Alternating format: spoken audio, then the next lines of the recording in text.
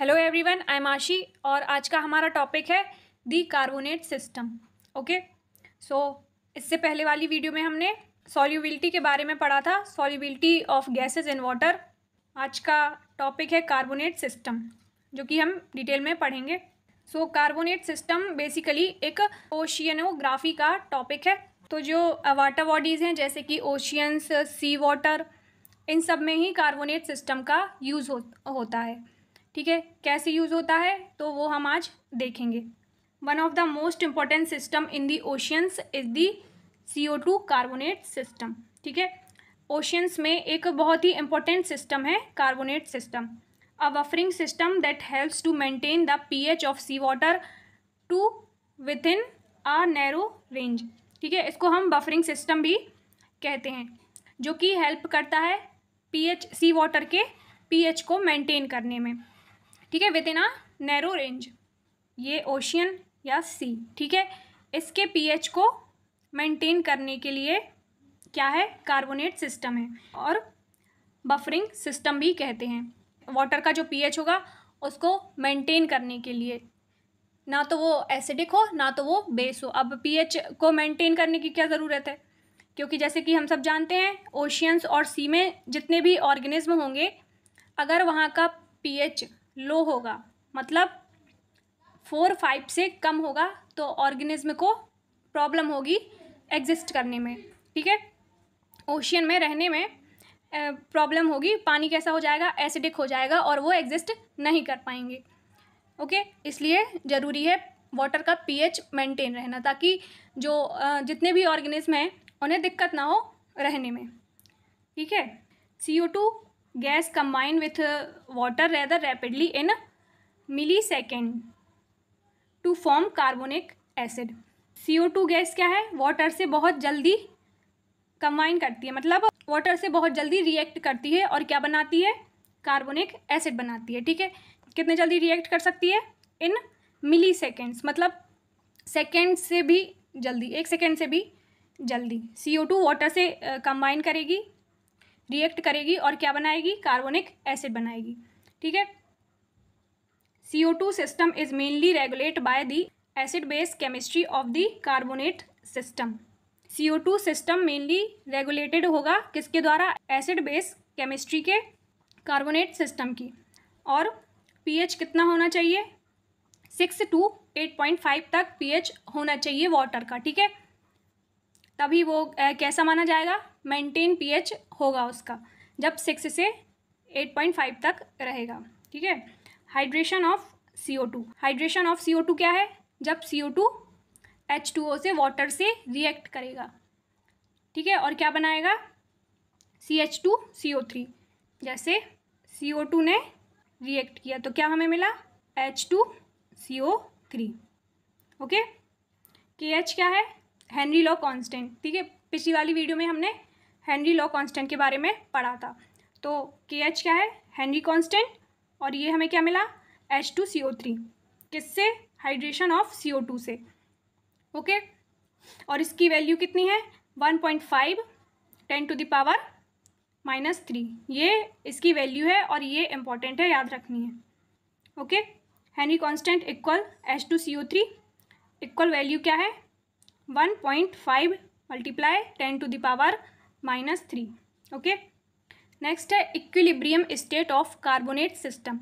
अब कुछ स्टेट्स हैं, इक्विलिब्रियम स्टेट्स हैं कार्बोनेट सिस्टम की, जो कि हमें देखनी है। ये 3 हिस्सों में बटा है, क्या, कार्बोनेट सिस्टम, मतलब CO2। ओके, कैसे, एक तो H2CO3, सबसे पहले क्या होगा, CO2 ने वाटर से रिएक्ट किया। ठीक है, तो हमें क्या मिला, H2CO3, मतलब कार्बोनिक एसिड हमें मिला, किससे, CO2 और वाटर से रिएक्ट होके। अब ये इसका pH ये कहाँ से कहाँ तक प्रेजेंट होगा, 0 से 4 तक। ठीक है, इतने में कार्बोनिक एसिड प्रेजेंट होगा। ओके, अब इसके बाद क्या होगा, H2CO3 का डिसएसोसिएशन होगा। ओके, किस पॉइंट पे होगा, इस पॉइंट पे आके 6.3 पे आके, जो ये PK है, PK1, ये क्या है, इक्विलिब्रियम कांस्टेंट है, ठीक है। तो 6.3 पे आके इसका डिसएसोसिएशन हुआ, ठीक है, इस पॉइंट पे। तो ये क्या बन गया, HCO3, ठीक है।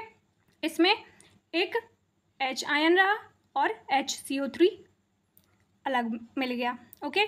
दो पार्ट्स में ये बट गया, किसकी वजह से, डिसएसोसिएशन की वजह से। एक H आयन और बाइकार्बोनेट हमें मिल गया, किस पॉइंट पे आके, 6.3 पे आके, ठीक है। P के क्या है, इक्विलिब्रियम कांस्टेंट। अब थोड़ी और आके कहाँ पे, 10.3 पे। ये था 6.3, ओके, ये है 10.3। 10.3 पे आके इसका दोबारा से डिसएसोसिएशन हुआ और हमें क्या मिला, एक H आयन और CO3, ठीक है। कार्बोनेट हमें मिल गया, एक H आयन मिलेगा और कार्बोनेट CO3 मिला, ओके। तो ये दोनों किस स्टेट पे होंगे, 6.3 से 8 तक क्या है, बाइकार्बोनेट, 8 से और पूरा 10.3 तक क्या है, कार्बोनेट, एक ये, ठीक है। यहाँ से पूरा इतना पोर्शन में क्या है, कार्बोनेट, और यहाँ से इतने में बाइकार्बोनेट, और यहाँ से 4 तक कार्बोनिक एसिड। तो ये जो इसकी इक्विलिब्रियम स्टेट है ये 3 पार्ट्स में है, ठीक है। कार्बोनिक एसिड, बाइकार्बोनेट और कार्बोनेट, ओके। ये किस में है, ओशियंस में है। ये पूरी जो सिस्टम है कार्बोनेट सिस्टम वो कैसा है, एक्वस, मतलब वाटर बॉडी में होगा, ओशियन सी में होगा, ओके। ये इसका pH है और ये कंसंट्रेशन है, ओके। इस डायग्राम से हम और समझते हैं। ये क्या है, एटमॉस्फेरिक CO2, जो एटमॉस्फेयर में CO2 है वो ये है, ओके। अभी जब ये CO2 वाटर में डिज़ोल्व होगी, मतलब ओशियन में जो CO2 प्रेजेंट होगी, और वो कैसी होगी, ऑब्वियस है कि वाटर में डिज़ोल्व होगी, अकेले तो प्रेजेंट नहीं होगी, ठीक है। तो जो कार्बन डाइऑक्साइड वाटर में डिज़ोल्व होगी तो क्या मिलेगा हमें, कार्बोनिक एसिड मिलेगा, ठीक है, H2CO3 मिलेगा, ठीक है, जब ये दोनों डिज़ोल्व होंगे आपस में। इसके बाद यहाँ पे डिसएसोसिएशन होगा तो एक हाइड्रोजन आयन मिलेगा और बाइकार्बोनेट मिलेगा, ओके। फिर दोबारा से डिसएसोसिएशन हुआ तो एक हाइड्रोजन आयन मिला और कार्बोनेट आयन मिला। अब इसके बाद क्या होगा, जो ये कार्बोनेट आयन्स हैं ये किससे रिएक्ट करेंगे, जो वहाँ पे रॉक्स प्रेजेंट होंगे, ठीक है, मतलब कैल्शियम आयन से ये रिएक्ट करेंगे, ठीक है। कैल्शियम आयन और कार्बोनेट आयन मतलब Ca और CO3 आपस में रिएक्ट करेंगे जब, तो क्या फॉर्म होगा, CaCO3, कैल्शियम कार्बोनेट हमें मिलेगा। अब कैल्शियम कार्बोनेट हमें मिलेगा मतलब क्या, जो कि जो एकदम हम जब डीपली जाएंगे तो वहाँ पे क्या मिलेंगे, रॉक्स प्रेजेंट होंगे। वो रॉक्स क्या हैं, कैल्शियम आयन और कैल्शियम कार्बोनेट से जो फॉर्म होगा, मतलब CaCO3 जो वहाँ पे रॉक प्रेजेंट हैं, ठीक है। और क्या क्या किस फॉर्म में मिलेंगे, जैसे कि कोरल रीफ्स होते हैं जिनका डिपोजिशन हो जाता है, ठीक है, जो रॉक्स होते हैं जिनका डिपोजिशन हो जाता है तो वो क्या है, CaCO3 है, ठीक है, कैल्शियम कार्बोनेट है। रॉक्स और कोरल रीफ्स और जो शंख जैसे शेप के मिलेंगे हमें, वो सब क्या है, CaCO3 का ही डिपोजिशन है, okay. Approximately 1/4 of the carbon dioxide CO2 that we emit into the atmosphere is absorbed by the ocean. जितनी भी एटमॉस्फेयर में कार्बन डाइऑक्साइड प्रेजेंट है वो किसके द्वारा, ओशियंस के द्वारा एब्जॉर्ब हो जाती है, ठीक है। जैसे कि ये है एटमॉस्फेयर, ठीक है, इतना ये एटमॉस्फेयर है। अब यहाँ पे क्या प्रेजेंट है, CO2, ठीक है, और ये ओशियन है, ये ओशियन है, ठीक है। तो ओशियन इस कार्बन डाइऑक्साइड को क्या कर लेगा, एब्जॉर्ब कर लेगा, ठीक है, वाटर में डिज़ोल्व हो जाएगी CO2 और उससे हमें क्या मिल जाएगी, कार्बोनिक एसिड मिलेगा, ठीक है। और अगर ये CO2 ज़्यादा वाटर में डिज़ोल्व हो गई, ज़्यादा ओशियन ने एब्जॉर्ब कर ली, तो ये कैसा हो जाएगा, फिर वहाँ का पानी कैसा हो जाएगा, एसिडिक हो जाएगा, ठीक है, pH लो हो जाएगा। तो जो ऑर्गेनिज्म है वहाँ के, उनके लिए खतरा हो जाएगा, वो वहाँ पे एग्जिस्ट नहीं कर पाएंगे उस एसिडिक वाटर में, ठीक है। इसलिए जो वहाँ का पानी है ओशियंस का, उसको मेंटेन करके रखता है ये कार्बोनेट सिस्टम, ठीक है। जो एसिडिटी ज़्यादा बढ़ेगी उसको कम करेगा बेस के थ्रू, ठीक है, और मेंटेन करके रखेगा फेयरली। ओके, एसिड बेस दोनों इक्वल रहें ताकि वहाँ के जो ऑर्गेनिज्म हैं वो एग्जिस्ट कर पाएँ, वहाँ रह पाएँ। CO2 uptake can decrease sea water pH and the concentration of carbonate ions a process known as ocean acidification. CO2 decrease करता है सी वाटर के pH को, ठीक है, CO2 का ज़्यादा डिपोजिशन और या फिर ज़्यादा एब्जॉर्प्शन, ठीक है, और the concentration of carbonate ions के कंसंट्रेशन को भी। इस प्रोसेस को हम क्या बोलते हैं? Ocean acidification.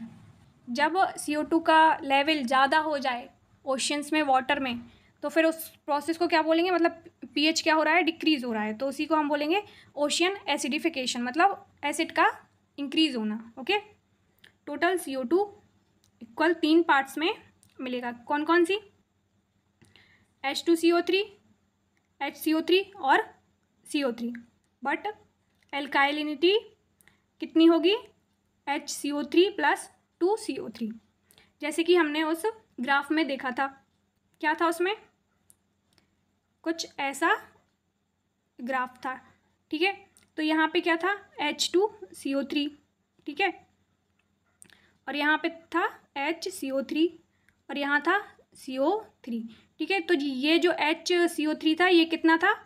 0 से 4 तक का था, ठीक है, और जो HCO3 था वो कितना था? 6 से 8 तक, और बाकी 8 के उस साइड कितना था? 10 तक CO3 था, ठीक है। टोटल मतलब ये तीनों किस में आ जाएंगे? ये तीनों आएंगे एक ओशियन एक्वस कार्बोनेट सिस्टम में। बट जो एल्केलिनिटी है वो किस में आएगी? सिर्फ 6 से और 10 तक के बीच में ही आएगी। ये दोनों सिर्फ 6.3 से 10.3 के बीच में ही आएंगे। ओके, अब देखते हैं हम ये क्या है। The buffering capacity of a water body, a measure of the ability of the water body to neutralise acid and base and thus maintain a fairly stable pH level. Alkalinity क्या है? Buffering capacity है water body की, ठीक है। Buffering capacity मतलब buffering system, मतलब वही maintain करना एसिड बेस को, ठीक है, किसी भी वाटर बॉडी में। न्यूट्रलाइज करना वाटर बॉडी में किसको? एसिड और बेस को, और मेंटेन करना फेयरली स्टेबल pH लेवल। उस वाटर बॉडी का pH लेवल को फेयरली मेंटेन करना, ठीक है, ना ज़्यादा हो ना कम हो। ये फॉर्मूला है या इक्वेशन है HCO3 + 2CO3 + OH - H। जैसे कि ये देखिए एल्केलिनिटी, ओके, ये एटमॉस्फेरिक CO2, ये वही प्रोसेस हुई पूरी, डिज़ोल्व हुआ CO2 H2O से रिएक्ट किया, क्या मिला? कार्बोनिक एसिड, उसके बाद बाइकार्बोनेट, उसके बाद कार्बोनेट। अगर इसका एब्जॉर्प्शन ज़्यादा हो जाएगा तो फिर हमें किसकी ज़रूरत पड़ेगी? एल्केलिनिटी की, ठीक है। जो ये सब क्या हैं? बेस हैं जो मेंटेन करेंगे pH लेवल। ओके, एक फेयरली स्टेबल pH लेवल रहे ओशियंस का, वाटर बॉडी का, ये उसी के लिए है, ठीक है। बफरिंग कैपेसिटी, बफरिंग सिस्टम, एल्केलिनिटी किस लिए है?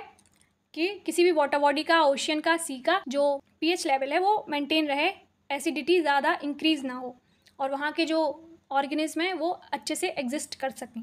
तो ये सारा वही सिस्टम है। तो आज की वीडियो में कार्बोनेट सिस्टम हमने देखा, जिसको हम क्या बोलते हैं? बफरिंग सिस्टम भी कहते हैं। Okay, so thank you so much for listening so peacefully. Have a nice day.